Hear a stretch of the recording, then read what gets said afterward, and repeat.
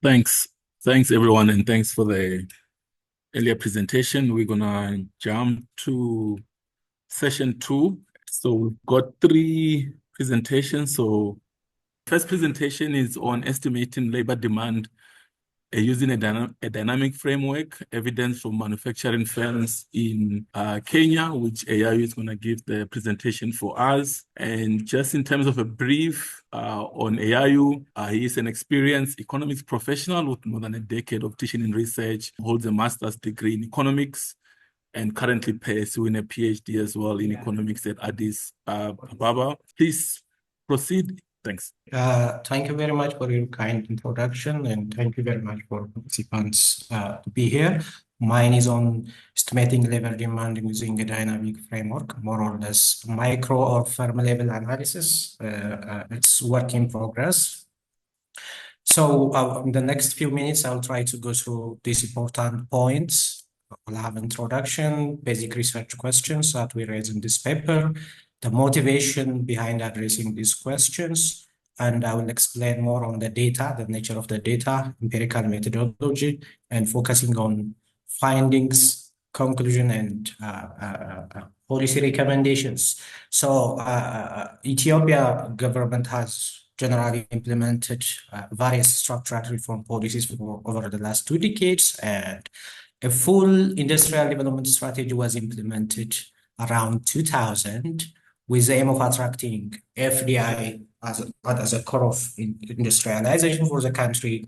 And accordingly, a country has attracted FDI from China and the rest of the world due to this low wage advantage and generous incentive provided by the government. Given this fact, over the last 2+ decades, the share of foreign-owned firms has increased in terms of employment and value added. As a result, the demand for production and production workers has been increasing over time. So we have some important facts and figures which has been studied over the last 2 decades about large and medium-scale manufacturing firms in Ethiopia.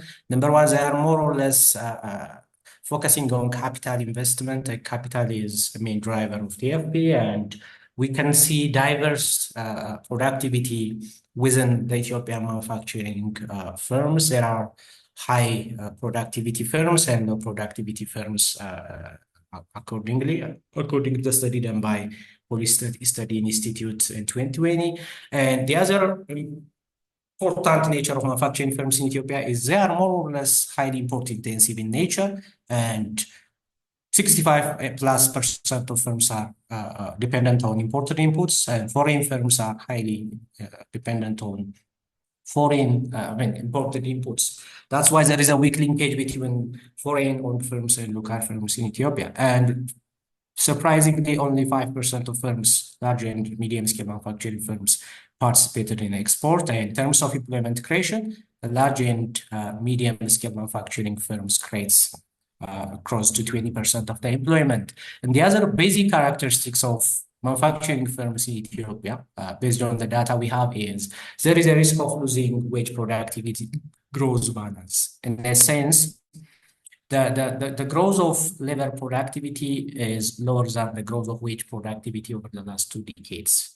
And above all, though we claim that labor productivity and labor costs are lower in Ethiopia as compared to China, Kenya, Vietnam, and others, in terms of productivity growth and real wage growth, the productivity growth by far is lower than the real wage growth, which makes firms sensitive to the change in wage. So high cost of labor relative to productivity is often cited as a constraint for employment growth in general, for Africa in general, and for Ethiopia in particular. The other main challenge of manufacturing firms in Ethiopia is there is a frequent labor turnover, which is common and deadly issue for Ethiopian manufacturing firms. In that sense, labor turnover is an issue. So firms incur adjustment costs like selection, training, and firing of workers. So our intention in this paper is to what extent firms are sensitive to the change in wage, which is higher in terms of compared to productivity growth, and estimating the adjustment cost incurred by firms. So the basic research question we have is, does labor adjustment cost incurred by the firm for non-production worker is higher than production workers, and how elastic is labor demand? We are interested to see the elasticity, the sensitivity of firms to wage change, which is categorized by occupation like production and non-production workers, and want to see to what extent physical capital investment complement or substitute labor in Ethiopian manufacturing firms. So some of the basic motivations behind addressing this question are the following. Number one, in terms of empirical methodology, we can see static labor demand models has been extensively used in many papers. And in that sense, these models fail to capture dynamic adjustment or adjustment cost into account, because the assumption is firms can easily, quickly adjust their labor demand when there is a wage change, but which will not be the case because firms incur adjustment cost. Labor is not homogeneous. Yes, labor is heterogeneous in terms of skill, occupational category, and so on. This study tries to include this aspect. And when we see some of the studies that has been conducted so far, employment intensity, employment protection legislation of a country, skill intensity index has been used as a proxy for labor adjustment cost incurred by the firm. But this is a bit challenging. Using an index to see the adjustment cost is challenging so far, according to Banker, his colleagues. So the existence of having, or the purpose of having a firm level data is to directly estimate adjustment costs incurred by firms for manufacturing firms. The other is elasticity of labor demand to wage change has been extensively studied, and despite the extensive research, estimates exhibits substantial heterogeneity, and the cause is the methodology, empirical specification, the data set used, countries, sectors considered, which tries to explain 80% of the variation in estimates, and our study tries to contribute in this empirical literature.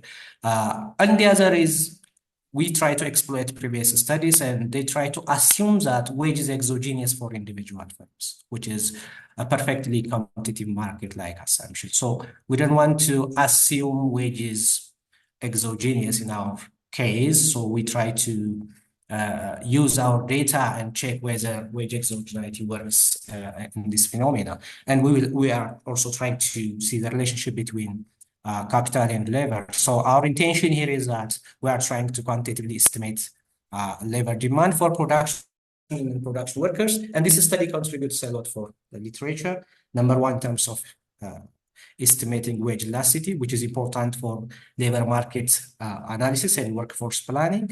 And we're trying to test the assumption of wage exogeneity. And then we're included here kind of adjustment cost in our estimation, plus researching manufacturing firms in Africa, often limited to smaller studies, which is constrained by farm level data. So I will explain the nature of the data that we have used in this study. National representative data, which is collected by the Central Statistics Authority of Ethiopia, on large and medium scale manufacturing firms. And these firms contain 70% of the value added in the manufacturing sector in Ethiopia and 50% of the employment. And in the data, we have a classification called non-production workers, containing directors, technicians, research workers, engineers. And the production worker category has, workers directly engaged in production and fabricating, processing, and other aspects. According to the reliability of as far as the reliability of the data is concerned, these people tries to use this data to publish their work in reputable journals. So it's extensively used. In terms of empirical methodology, since it is an academic paper having a policy input contribution, we try to avoid endogeneity issue using system GMM approach. And we have two labor demand equations. I will not go through the details here. There are a lot of technicalities, but NP here is non-production labor. P is production labor. We are trying to estimate here the coefficient of non-production labor adjustment cost, and here the coefficient of production labor adjustment cost. WNP is wage of non-production labor, own wage elasticity, and WP is wage of the production worker. And we try to include capital and other factor input. So the point here is that if the adjustment cost coefficient is closer to zero, firms incur a lower adjustment cost during that labor turnover. And we are trying to also see the wage elasticity difference between production and production worker, and to what extent the change in wage of the production worker affects the production worker is also important in this sense. 3 minutes, AIU. Okay, yeah. This is a descriptive analysis on wage growth, production growth, and others. And this is also trying to see the share of production and production labor in the total workers of manufacturing firms. So as you see, more than 62% of the labor composition is production, and the remaining is non-production. And the share of value added for production workers and the share of wage is also high. And this is a total elasticity wage and or labor demand estimation. And I will not go through the details. There are wage elasticities here. TFP, export, age, location of the firm is included. So in this model, what we are trying to address is we are trying to estimate the total labor demand model and which factors are critically important, but aggregation understates the wage elasticity and other estimates. So we are trying to disaggregate this into two, production labor and non-production labor. So when you see the adjustment cost incurred by the firm, which is a coefficient of the lagged variable here, 0.35, and here is 0.34, which is closer to, which is almost identical, and lower, which is closer to zero. So firms incur lower adjustment cost for both categories. And when you see the wage elasticity, 0.29, 0.25. So firms are more sensitive to wage increase for production labor rather than the non-production labor. Capital complementarity is also there. TFP improvement increases the demand for production labor than the. So wage elasticity is higher for production workers than non-production workers, and our finding collaborates with previous studies done by Hamermesh and his colleagues about capital and labor complementarity. Yes, rather than substituting labor, then capital complements labor, and the TFP improvement increases demand for production workers. This is a long-run estimate, and this is a long-run wage elasticity evidence done based on the firm level data, and which is closer to our finding. And we did a lot of robustness checks. So as a conclusion, our finding indicates that adjustment cost incurred by the firm is relatively low, while the wage elasticity sensitivity of firms are kind of higher for production workers. And the result suggests that two workers can be substituted or complement depending on the result we have. So in general, what we learned from this study is low wage advantage like Ethiopia is not enough to attract FDI. Rather, labor productivity should be improved to increase the demand for labor.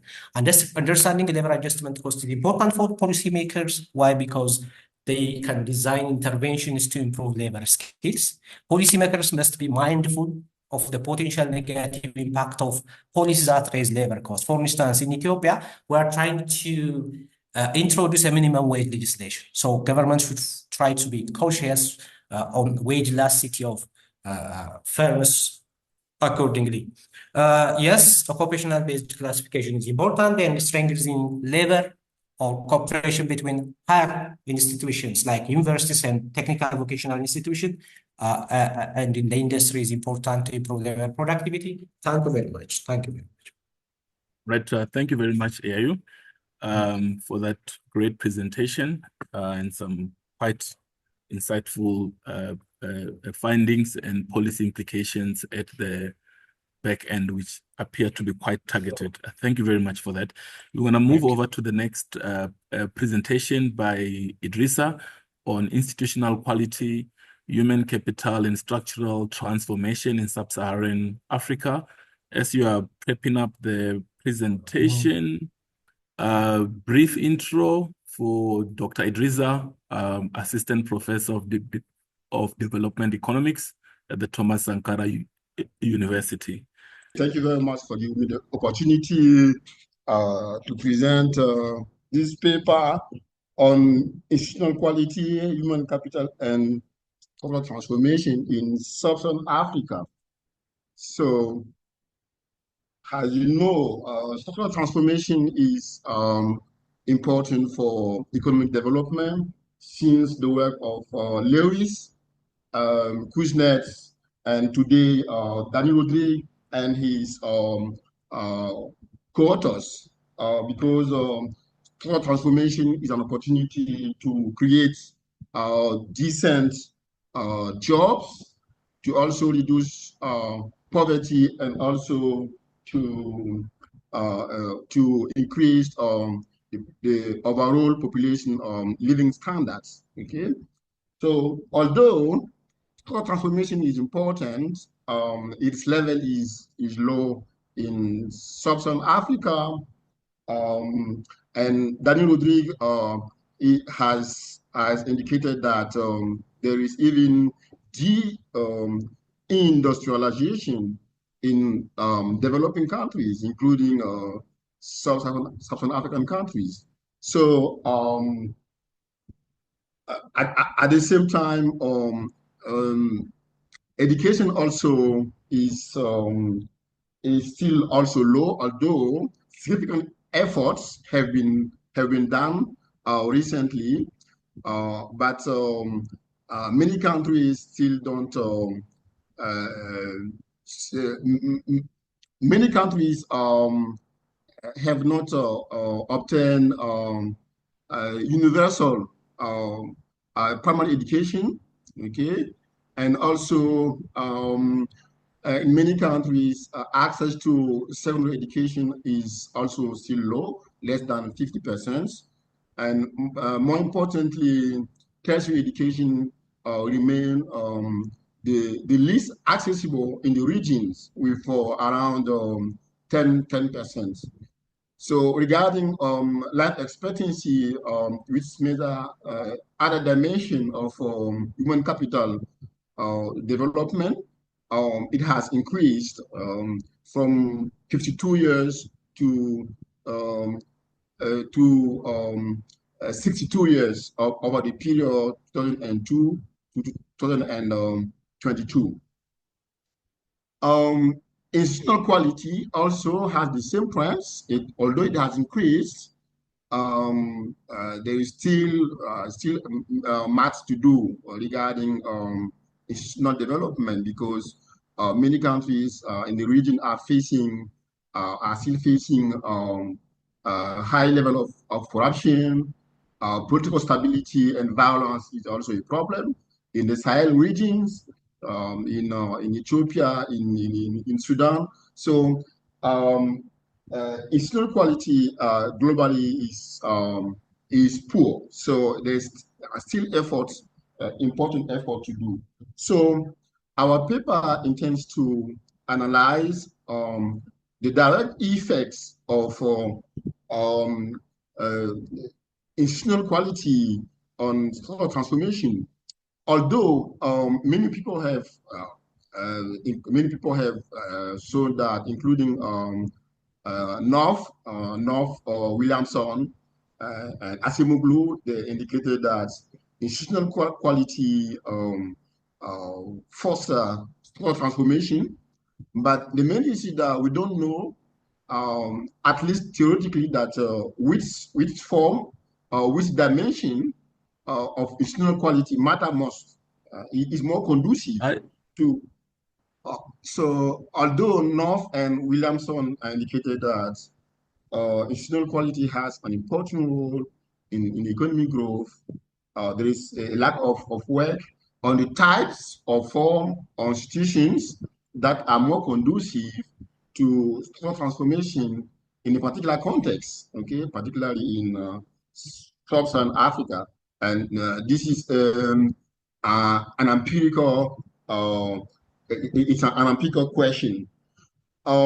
So our paper not only evaluates the overall effect of institutional quality on structural transformation, but also separately the differentiated effect of different dimensions of institutional quality.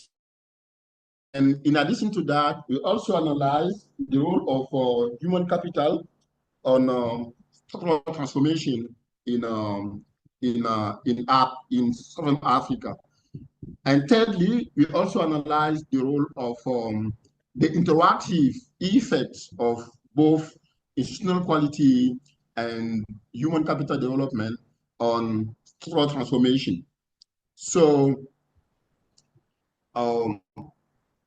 we use data from the World Bank, particularly the WGI and WGI, and our study covers 30 countries in Southern Africa or over the period of 2000 and 2022.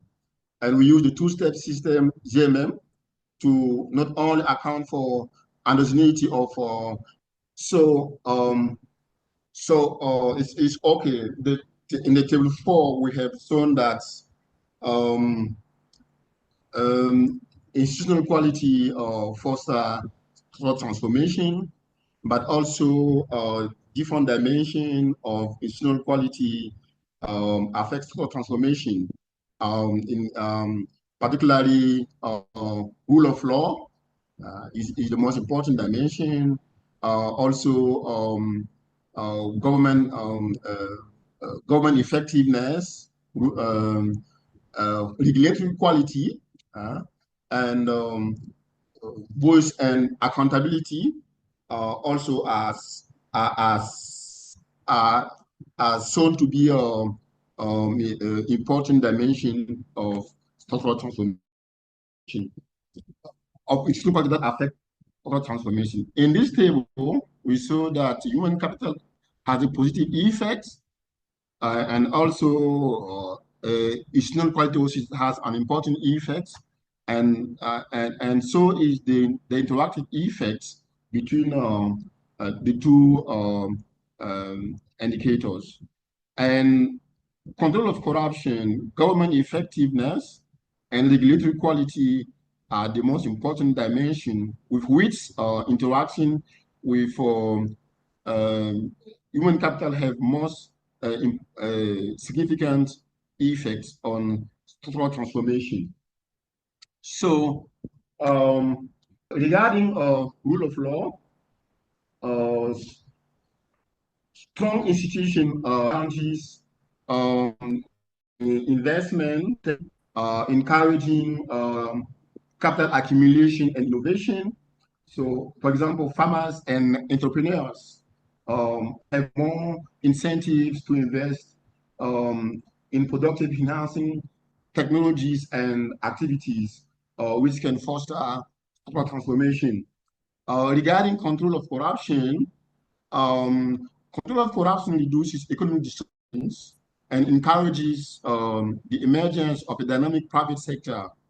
Corruption distorts resources to less productive sector and hampers economic diversifications and structural transformation.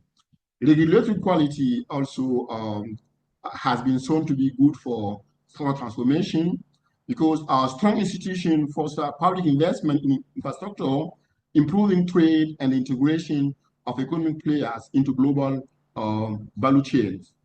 So government effectiveness also is crucial because governments capable of formulating and implementing effective public policies facilitate the reallocation of resources to the most productive sector.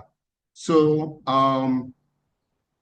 voice and accountability, that is democracy, also fosters the accountability of those in power, encouraging more inclusive public policies geared towards economic development. Democratic regimes tend to invest more in strategic sectors such as education, infrastructure, and health, which are also, as indicated in this paper, essential pillars. Idrissa, we are already at 12 minutes. 12 minutes. Please wrap up. Please move over to conclusions. Okay. So to conclude, we have shown that this research has investigated the direct interactive effects of institutional quality on human capital development in Southern Africa.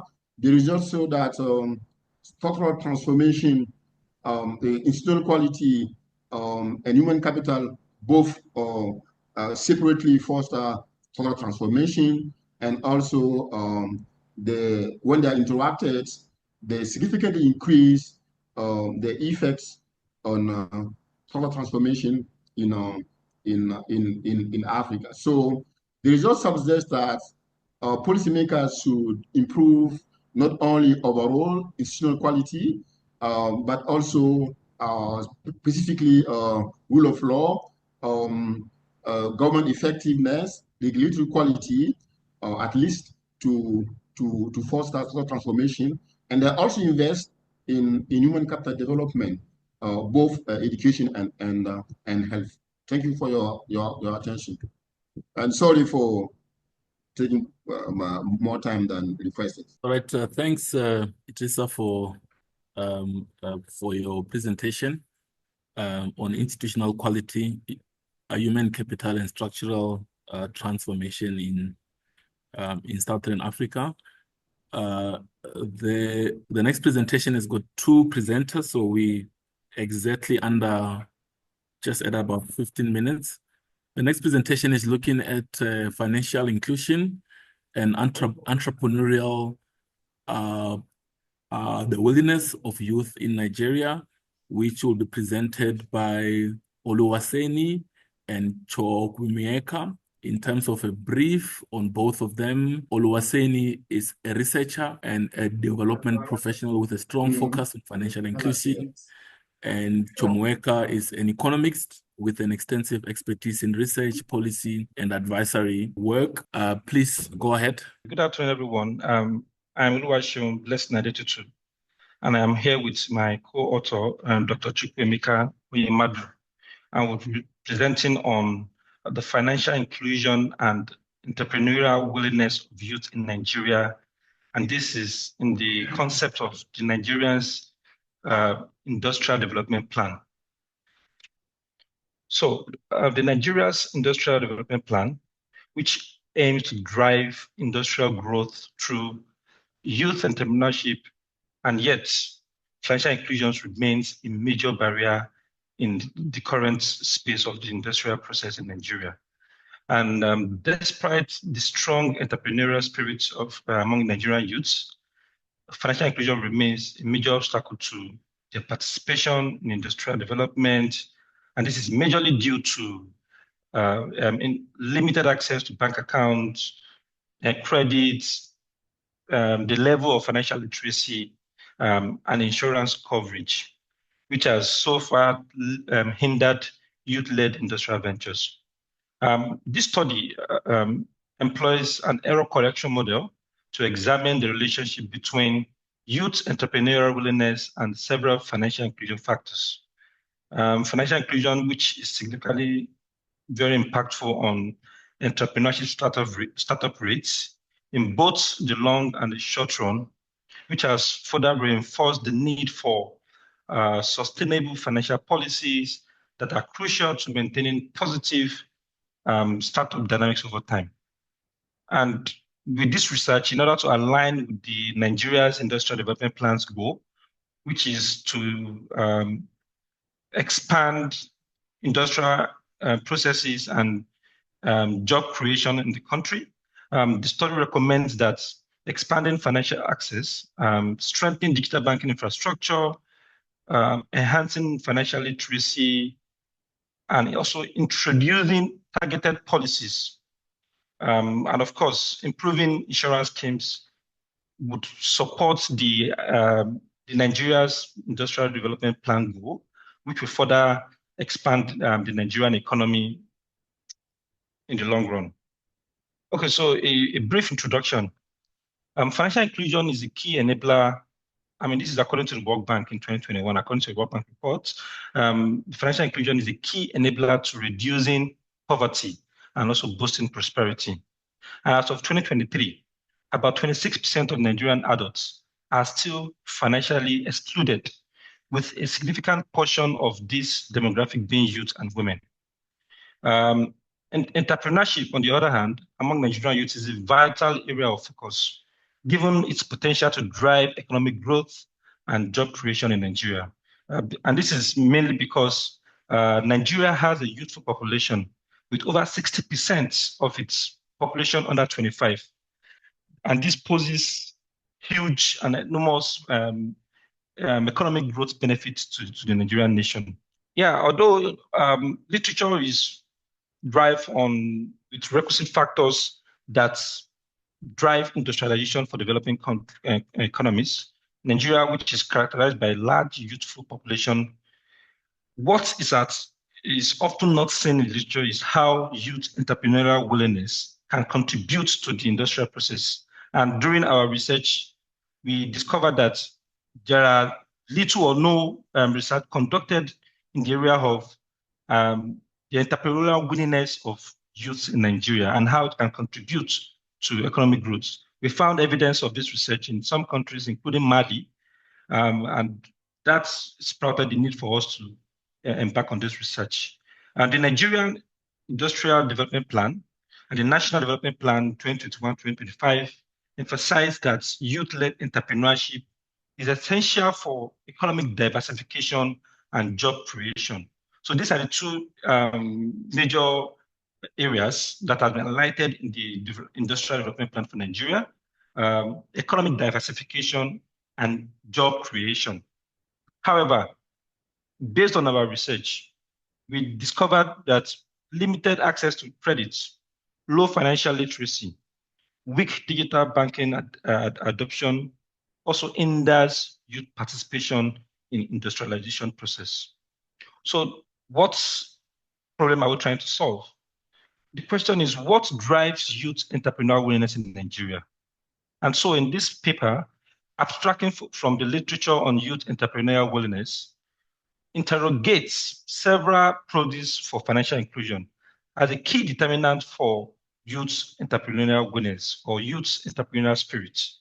So this extract from literature review, and three important review. One of them is Alumni in 2021, posited that financial inclusion positively affects business formation with evidence in Mali.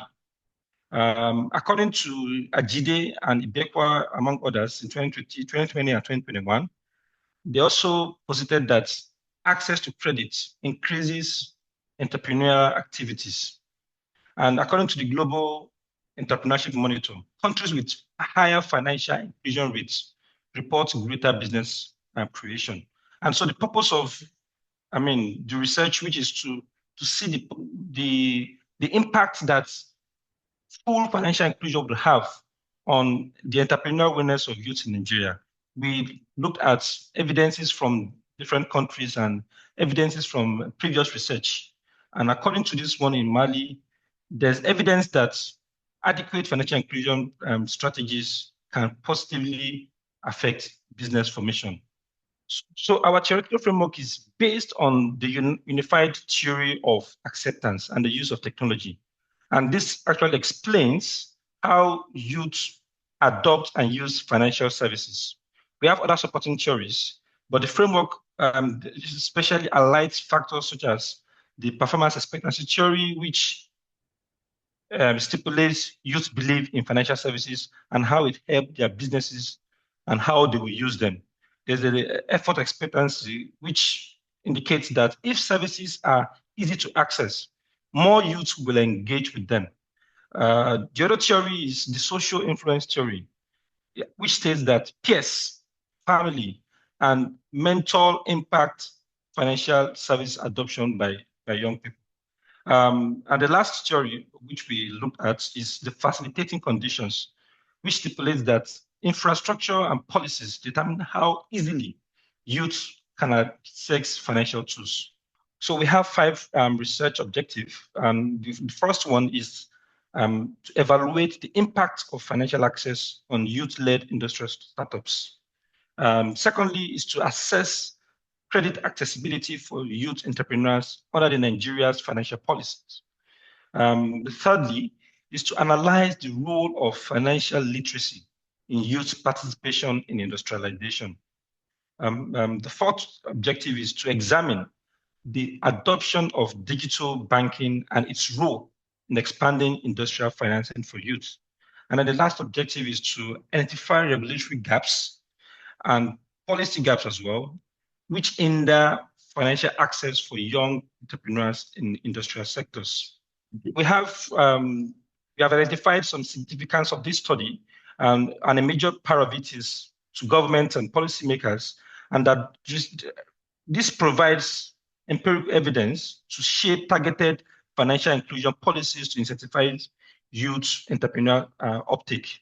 Also, it also supports the youth entrepreneurship in alignment with industrialization and the National Development Plan creation. We also have other significance of this study, which includes financial institutions, to regulatory bodies, in the banking sector, to Nigerian youths, to researchers, and the broader impact, which is to support poverty reduction and economic diversification of the Nigeria's Industrial Development Plan, and also to drive policy discussions for innovation and sustainable development. So this is the methodology. We employ the error correction model, and this is our functional equation where ESR is the entrepreneurship startup rates, which is the dependent variable, and the other 5 independent variables, including access to bank accounts, access to credit, mobile money usage, financial literacy levels, and insurance coverage. So our results reveal that access to banking services is a significant predictor of youth entrepreneurship willingness. And in contrast, access to credit and the investment climate do not show significant impacts.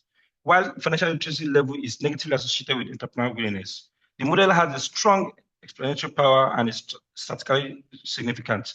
I will explain this further in the next slide. So based on our findings, our research suggests that, yes, entrepreneurship startup rates might not significantly affect youth willingness to start up businesses. However, what we have discovered is that past startup activities do not strongly drive future startup rates. And a possible reason is market saturation. That is, if many new businesses were created in the past, the market might become more competitive, which will reduce the incentives for new startups. Alternatively, we also discovered that past startup failures would discourage new entrants, creating discouragement effect where potential entrepreneurs perceive high risk in starting new businesses. In terms of access to bank accounts, our study showed that although access to bank accounts facilitates financial inclusion, simply having a bank account does not necessarily lead to higher entrepreneurial activity. And as such, many entrepreneurs, especially in developing economies, might not rely on the traditional bank for startup capital, preferring informal sources like personal savings, family, or microfinance. Additionally, banks often have strict lending conditions, making it difficult for youth to start up secure credit. Financial literacy levels also depicts a significant positive impact, which suggests that higher financial literacy levels lead to higher entrepreneurial startup rates. And it is worthy to note that during our research, financial literacy levels show the highest significance to entrepreneurial startup rates for Nigerian youths. And so we discovered that financial literacy reduces the risk of business failure, making entrepreneurship a more attractive option.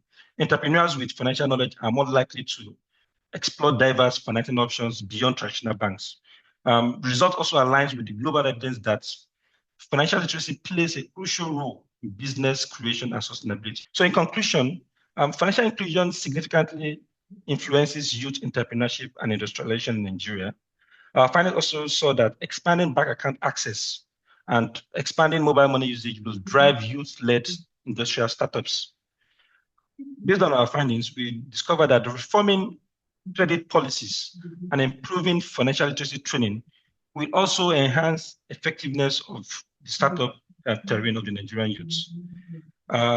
Industrial insurance schemes should also be developed to support youth-led startup activities. Our recommendation, 1, to expand youth-friendly financial services by promoting collateral-free loans and flexible credit policies for startups. Secondly, it's to strengthen financial literacy programs through vocational training and digital education initiatives tailored to entrepreneurs. Thirdly, is to enhance fintech and mobile banking solutions to improve financial access for youths in rural and undeserved industrial zones.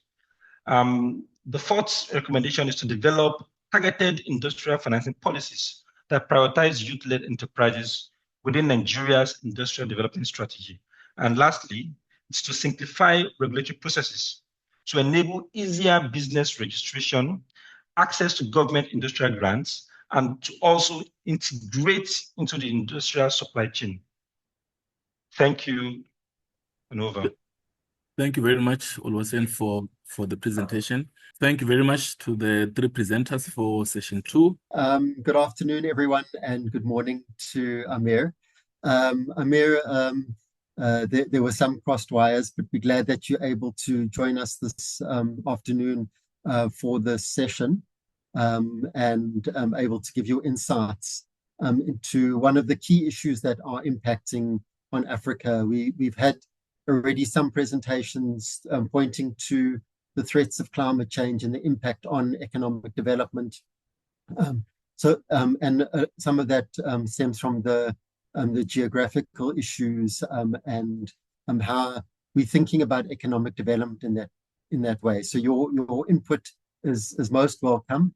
To give a bit of background, we have Dr. Amir Lebdoui, as I mentioned earlier. He's an Algerian economist who's based at Oxford and is head of the Tide Center. His full profile is on the bio that we circulated earlier. So over to you, Amir. We're looking forward to your insights on one of the key issues of greening industrial development or greening Africa. Thank you very much, Saul. I hope you can hear me well. Lovely. Yeah. And apologies for the mix-up. Somehow I had written the wrong day, but it's a real pleasure and a real treat to be with you today. And I got to hear some of the previous presentations. So that gives a lot of hope and optimism for the future, which is much needed nowadays. So I have slides, but I really only have 3 messages that I want to share. So I'll use those as backup, right? But the main attention, the main purpose of this presentation is to kind of, it's a plea for a more pragmatic approach to the issue of green industrialization and green economic change on the African continent. Just maybe one favor I'd like to ask, if there's some of you that would be happy to put their cameras so that in the little corner, because now I see myself and it's a bit weird to be speaking to myself. And yeah, super. Randani, so nice to see you and great smiles. So the presentation today is a plea to take a more pragmatic approach, but it's also to take a cynical approach. As you'll see throughout this presentation, I think that there are great opportunities for green industrialization, and even more than that. I think that on the medium and long term, the best avenues for structural change on the African continent are through green industrialization. However, and I can say this thanks to the space facilitated by APORDE and the Alumni group, we are amongst friends. I think that no one's going to help us, and even worse, they'll make it more difficult for us to get there, right? Development finance is not coming externally. Investments are not coming to support the African continent. It's yet again a scramble for critical minerals, a renewed international division of labor. And if we really want to get there, we will have to find our own way, right? So one of the first things to say is that when it comes to the green agenda or the climate agenda, Africa is being punished 4 times, right? Compared to many other regions of the world. First, we're the most impacted by climate risks, right? In terms of the heightened exposure of agricultural production structures to fluctuations in temperature and precipitations. Think about cocoa farming in Ghana or Cote d'Ivoire, which are highly sensitive to temperature fluctuations. Think about South African wine, which is great, but is going to suffer the effects of climate change. Same with transition risks, right? Which has a huge issue because many African countries are highly dependent on carbon-intensive products, right? And so even if we manage to deal with climate change globally, right, there is a big risk of stranded acidization on the African continent. And by the way, when I say, transition risks were particularly vulnerable, it's not just, how to say, a natural outcome and we're just unlucky. A lot of it is policy induced. We're seeing it now with the European CBAM, right, the Carbon Border Adjustment Mechanism, where Africans are the ones that are the most impacted by this tax. That's not a coincidence, because the Europeans, being politically savvy, removed the products that, as part of the CBAM, that are exported from the US to the EU. Because they thought that if this damages US interests, they'll be faced with tariffs on European goods the next day. So at the end, who's kind of left, right, as the kind of victims of those policies are countries that have less leverage or that are not using this leverage. Third point, here it says two. Even if some of our governments are not that worried or concerned by the situation, guess who's really paying attention to those risks? Credit rating agencies, because they're using those perceptions of exposure to climate and transition risks to increase the cost of borrowing, right? To increase to do the country's credit score. And that means there's been many fantastic estimations, great work done on this, but showing that in the future, African governments will have to pay even more interest rates that are directly related to those perceptions of climate and transition risks. Right?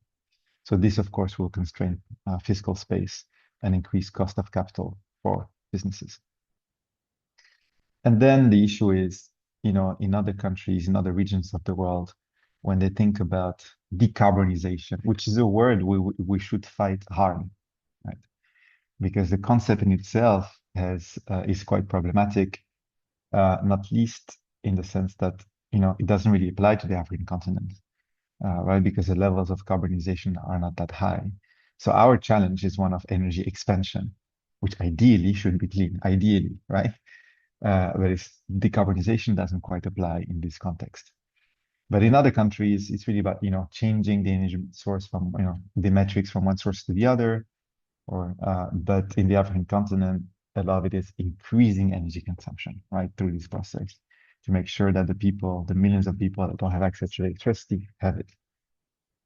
By the way, there's another thing about decarbonization, which we should be mindful of is, it doesn't sell a dream when you start something that is like something apart from development, but it's a different process because you're kind of promising to reduce something, right? You're not selling an aspirational view of what it should be, right?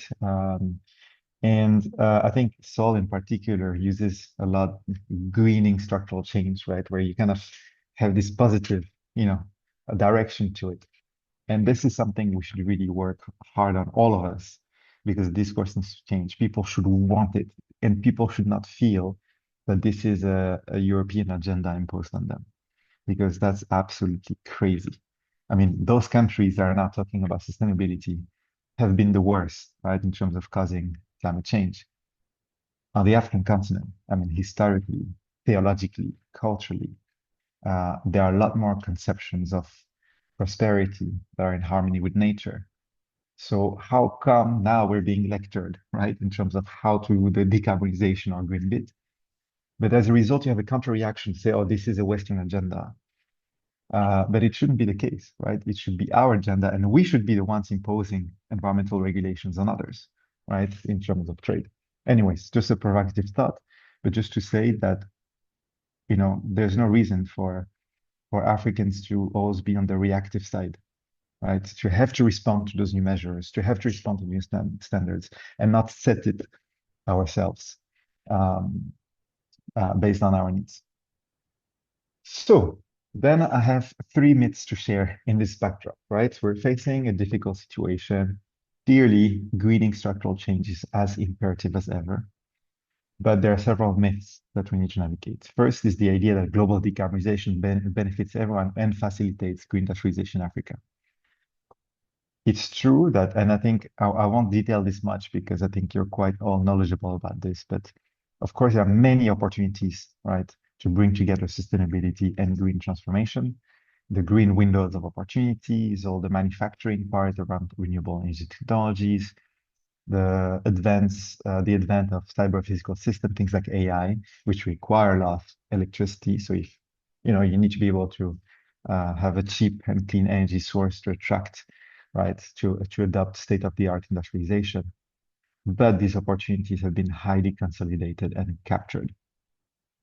So in terms of investment in renewables, which is critical to most of those windows of opportunities, if you put it in per capita terms, right, over the past few years. So globally, we're reaching record investments in renewables year after year. But if you look at the geographic distribution, and if you put it in per capita terms, for the US, Canada, it's about $180 renewable energy investment per capita. For Japan, it's about 140. For Europe, it's about 120. For Africa, it's about 50 cents, right? 50 cents, right? And so this, I'll have the figure for 2021, but now it's much lower than the $1 because this was a rounded up figure and now it's actually half of the value. This figure tells you a lot of what you need to know about the kind of financial dependencies that are recreated in the green economy, because the money is not flowing where it has the most renewable, sustainable externalities or multiplier effects. It's flowing driven by the perception of a trade interest, right? The green window of opportunity. So we've been talking a lot about those things, but the problem is, I mean, there are countries that are seizing the green windows of opportunities, right, for themselves, and rightly so in many ways, right? And China has been the one that has been, you know, doing this for the longest time quite successfully. So in this context, we must not be fooled. The incumbents are not going to let us take their market share, right? And in many ways, it benefits them to have this situation, which, you know, African countries are mostly raw materials providers. And so there are peanuts, you know, being invested here and there, but it's nowhere near the scale that we need. And this is why one of the main messages that I want to share here is, sorry, I'm a bit cynical. I don't know if it's because of the time of day or no, but of course, the international financial architecture is really unfair. The playing field is not leveled, but we should not depend on, how to say, foreign development assistance or international, you know, mechanisms to support and like this kind of, you know, greening of structural change on the African continent. And in fact, if you look at some of the other examples, a lot of it was done through domestic resource mobilization. And I know that some of you have done quite a bit of work on this. I know that Sol has done quite a bit of work with development banks, but development banks can play an extremely important role. And so do sovereign wealth funds, right? Which in Africa, there were plenty of them created in the 2000s, but 20 years down the line, they haven't had the effect that they should have had, right? Because most of them were adopting the kind of standard policy advice of short-term fiscal stabilization, you know, buying assets like the Pula Fund in Botswana, one of the biggest one on the continent. It's quite end developmental in its investment mandate, right? Short-term fiscal stabilization gets low risk securities, you know, mostly, you know, US Treasury bonds and these kind of things. But that's not how we're going to break the cycle. And as a result, we're still vulnerable to this kind of whole de-risking initiative, de-risking agenda. But my plea it's not ideal. This is the second best option, right? But my plea is that we seize the kind of domestic resource mobilization dynamics or seize control of them to be able even to do less, but with the tools that are already within the hands of governments, rather than waiting for other partners to support this agenda. So yeah, these are just some figures, just so you know, in terms of jobs created around renewables in Africa are extremely low, right, compared to the amount of jobs created globally. So whenever you hear those news that there are net job gains in the transition, these are true, but the problem is the jobs are not created in the same places that the jobs in fossil fuels are being lost, right? So unless we take a proactive stance, we're going to end up with a short end of the stick down the line.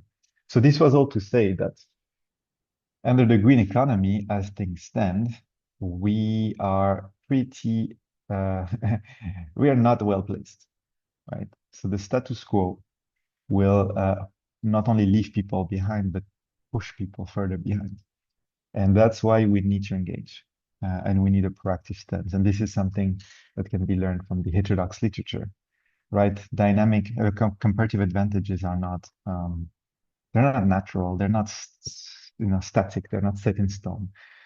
We can defy them, but it calls for a different type of government intervention of industrial policy. So it can be done, but on the African continent, there are a few things that need to be taken into account. My first message is, so I'll skip the part on industrial policy, and I'm going to go straight to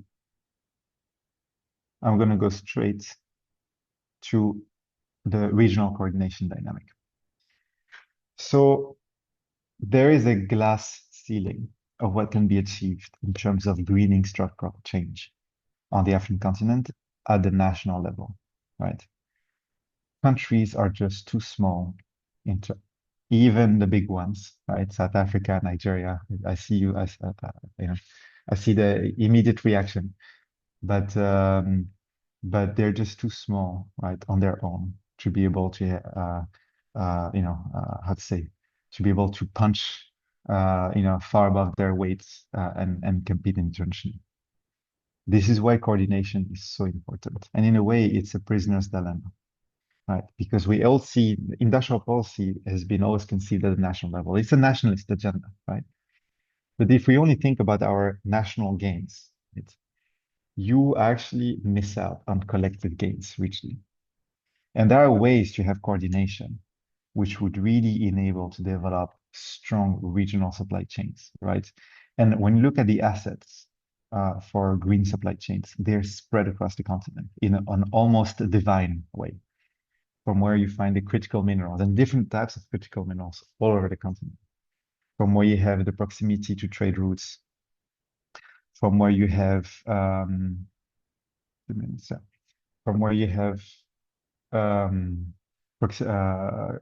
potential to produce renewables at the lowest cost, to where you have manufacturing experience and capabilities. And so the challenge is how to get this buy-in across the 54 countries, right, which are all, sovereign. If you look at history, supranational bodies have not always been quite good at this, right? Because you don't want this to be led from above. So it's wonderful that we have the African Union, but what we need are spaces like coordinating councils, like in Asia, like the ASEAN coordinating councils, where governments come together, identify credible targets, regional strategies. It's a bargain, right? And then you're able to build something that becomes more than the sum of its parts.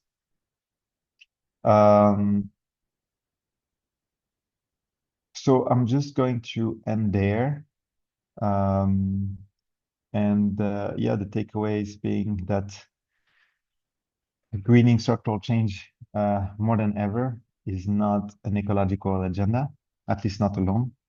But first and foremost, it's a macroeconomic resilience agenda. We need a lot more agency, right? We cannot allow other nations that are also competing in this space, because it's often competition, right? Define the agenda for Africans. And that includes things like green hydrogen, right? which we're still at the height of the learning curve. Whether it's going to be the next big thing, whether it's going to go into obsolescence, the jury's still out.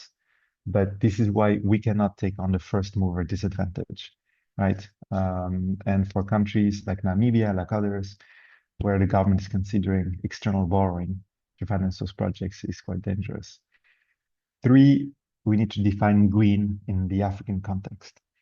And while a lot of the attention has been on low carbon industries, right, there are many other ways to do green industrial policy that have nothing to do with emissions, but with other challenges that are more pressing in Africa, like water scarcity, like material waste and footprint, the whole concept of circularity, right, and product durability. So if you have a company that produces a fridge that lasts 5 times longer than current fridges, that's extremely green. You're literally making people have to use 5 times less waste to have the same consumption, and that's wonderful. So in a context where there's so much opportunities, where the green windows of opportunity, some of them are closing already, some of them are crowded, it's really important to find kind of alternative ways, detours, to make this reality happen. Thank you very much for your attention. I leave my book here, which is completely free to download, and I look forward to the discussion. Thank you, everyone. Thanks very much, Amir. We've got access to the book. I think we did post the link to your book online, so it's in the chat. I don't know if we are running out of time. So what we'll ask people to do, like with the earlier session, is to put their questions to Amir in the chat, and then he can answer them, and we can have a discussion online as well. So thank you, Amir, for joining us and sharing your insights. I think there's definitely a lot more discussion we need to have on this topic, and we look forward to hosting you again, and look forward to getting your insights on as this issue evolves. And there are many things that we need to start getting our head around, and thinking about how industrial policy aligns with this green transition, and works for the African continent. So thank you very much, and thank you for joining us today. I'm going to now hand over to Christian to take us into the last session. Thank you.